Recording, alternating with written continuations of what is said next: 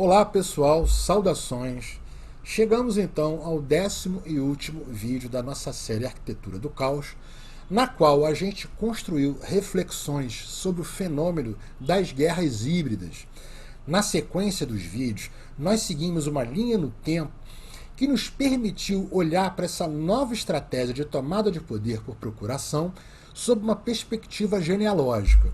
Vimos juntos o protótipo de uma guerra híbrida aplicada pelos Estados Unidos da América em 1954, na derrubada do governo do Jacob Arbenz na Guatemala, uma ação que contou com a ajuda fundamental do mago da comunicação em massa, Edward Bernays, e o seu arsenal de instrumentos de mídia que mostrou ao mundo como aplicar um golpe de Estado usando gabinete de desinformação, boatos e infiltração de agentes em prol da operação. O Bernays ele é citado pelo Andrew Korybko no seu livro Guerras Híbridas, das Revoluções Coloridas aos Golpes, como um dos grandes idealizadores dessa espécie de abordagem indireta sobre lideranças e governos de nações estrangeiras. Com o advento das modernas tecnologias, em especial as digitais e a internet, os estrategistas militares aperfeiçoaram os métodos usados nesse tipo de ação de influenciação e tomada de poder. Claro, na linha de frente desse trabalho, eles passaram a contar com analistas de dados, de sistemas, psicólogos e psicólogas especializados em trabalhos de quantificação, de classificação, de segmentação psicográfica que antes era usada para o mercado de consumidores e que passou a compor o arsenal dessas novas armas de guerra usando informação. Bom, eu escolhi para encerrar a nossa série um vídeo depoimento do autor do livro Guerras Híbridas, das Revoluções Coloridas ao Golpe, o Andrew Korybko, que foi um dos pioneiros na área de humanas no estudo sobre guerras híbridas. É nesse livro dele que eu ancorei uma boa parte da iniciação da minha pesquisa sobre o tema. Então é isso, pessoal. Valeu. Cuidem-se. Saúde. Hi everyone. Thank you for coming to the event. I appreciate everyone's interest in my work and truly believe that it's relevant for everyone in Brazil. Your country was victimized by American hybrid war after the U.S.'s National Security Agency was responsible for the Operation Car Wash rolling regime change operation that manipulated domestic, political, and legal processes in order to reverse the pink tide, and therefore enable the U.S. to capture strategic control of your country. My book was written before the rise of Bolsonaro, but it nevertheless explains some of the manipulative tactics that were relied upon to propel him into power.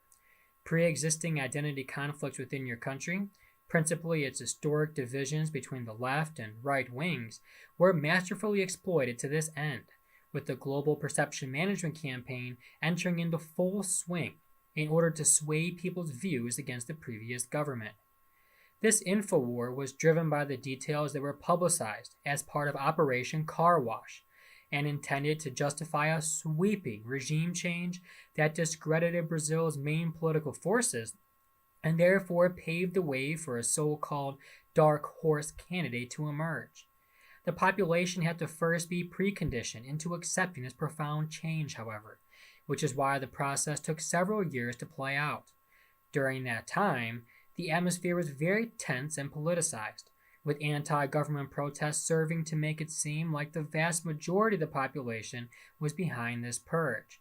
It's true that anti-corruption crusades generally have a lot of support anywhere in the world, but it's important not to lose sight of the fact that this one was started by a foreign power, actively meddling in domestic affairs with the unstated intent of overthrowing the government and returning Brazil to its historic sphere of influence. It also shouldn't be forgotten that Operation Car Wash began under Obama, with Trump merely continuing it. Some people might find it difficult to understand why a Republican president continued one of the policies of his Democratic predecessor, despite regularly criticizing his legacy, but this just proves that the American deep state, or permanent military, intelligence, and diplomatic bureaucracies, sometimes maintain consistency across administrations, and oftentimes exercise much more influence than the U.S. leaders themselves, since they're the ones specializing on whatever the specific issue may be. Sometimes, as with the case of the Iranian nuclear deal, a president can pivot policy in a completely new direction. But other times, he passively allows the deep state to continue with their plans without interfering, as was the case with Brazil. Whether led by a Democrat or Republican, the U.S. needs Brazil as part of its Fortress America strategy.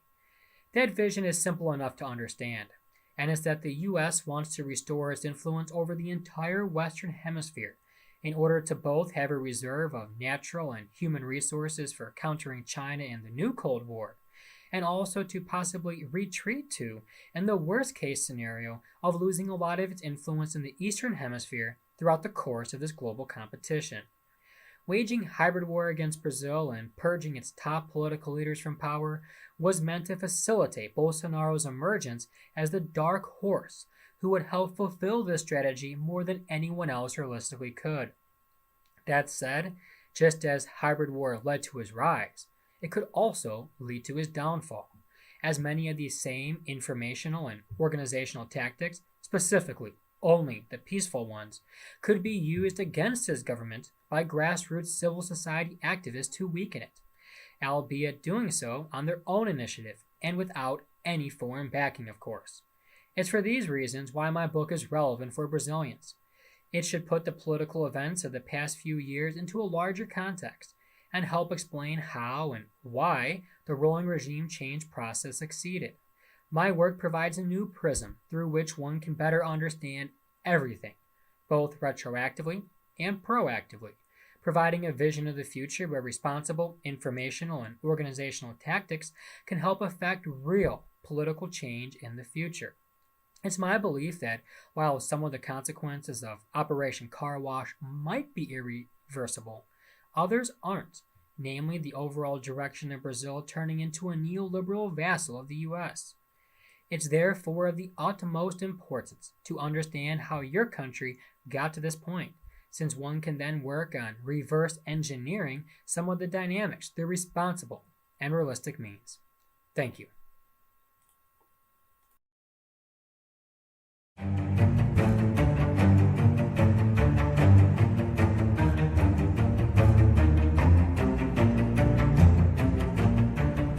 O vídeo final, com o depoimento do cientista político, autor de Guerras Híbridas, das Revoluções Coloridas aos Golpes, Andrew Korybko, foi transmitido como uma live motivada pelo lançamento desse livro em língua portuguesa no ano de 2019 na Escola de Arquitetura da Universidade Federal de Minas Gerais.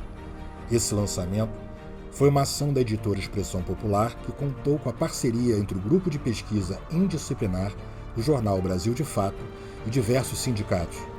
Os créditos da transcrição, da tradução e das legendas da fala de Andrew Korybko são de Arthur Reis e Danilo Caporalli. O livro do Korybko é indicado para todos que se interessam em buscar compreender um pouco mais sobre os componentes e as variáveis do fenômeno das guerras híbridas.